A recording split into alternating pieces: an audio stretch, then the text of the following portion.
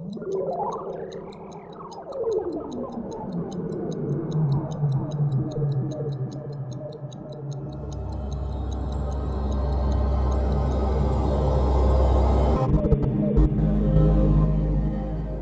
guys, gue Dika. Gue sekarang kerja sebagai co-founder dan creative director di Garis Temu, plus gue juga co-founder di Tanka Group. Kayaknya yang paling impactful buat gue adalah cerita gue ditinggal bokap kemarin sih. Gue ingat banget di tanggal 6 Februari 2021. Itu momen dimana gue tahu hidup gue akan berubah. Gue gak pernah ngerasa momen sekalut, se-shocking, se-mencengangkan itu di hidup gue. Kita semua menjaga prokes dengan baik, apalagi bokap memang udah ada penyakit bawaan juga kan. Jadi semuanya dijaga dengan baik, semua prokes dan segala macamnya. Nah tiba-tiba bokap makin parah. Kita semua gak ada yang tahu kalau itu tuh COVID gitu. Sampai akhirnya kita cek tuh PCR masih mahal banget. Kita cek terus ternyata COVID. Nah waktu dengar kabarnya COVID, reaksi pertama keluarga itu ya pastinya kaget dong. Wah ini harus apa nih?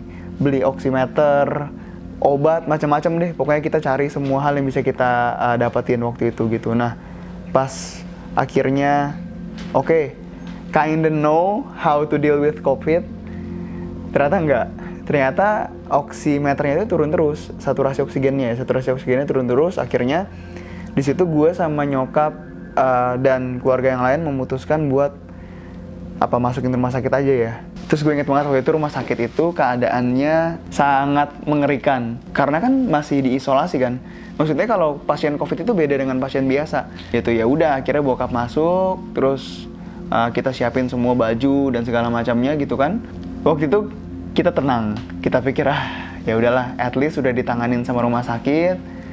At least rumah sakit tahu kan lebih baik gimana cara nanganin COVID gitu. Jadi kita itu harus telemedicine online. Jadi konsul sama dokternya online ya.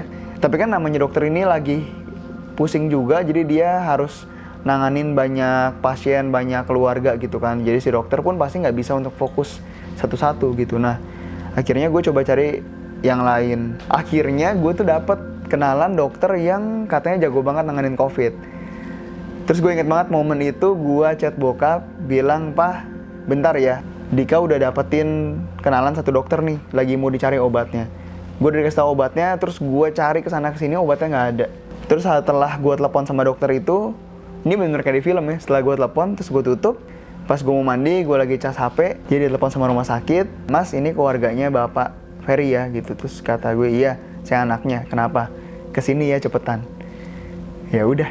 Dari situ, the rest is history gitu. Pas gue nyampe, keadaannya kalut, dokternya keluar, cuma ngasih unjuk satu kertas doang gitu. Yang satu kertas itu yang udah garis doang gitu, udah nggak ada spike-nya gitu kan. Ya, wah ini big hit moment di hidup gue sih. Dan karena itu juga, hidup gue ke belakang berubah. Gue itu memang dari SMP, bokap tuh ngasih jam tangan. Pokoknya jam tangan itu selalu jadi family tradition. Kalau merayakan sesuatu ngasihnya apa, jam tangan biasanya kayak gitu. Terus setelah semuanya udah mulai kayak oke, lebih stable dan segala macam, akhirnya gue mikir mau nyari sesuatu yang bisa ngingetin bokap gitu. Jadi gue mau nih punya satu jam tangan yang ada connectionnya sama bokap. Gue ingat bokap tuh dulu waktu muda itu mau jadi pelaut. Nah oke, ceritanya laut ya. Kira-kira nyari apa nih, jam apa? Bokap tuh lahir tahun 1966.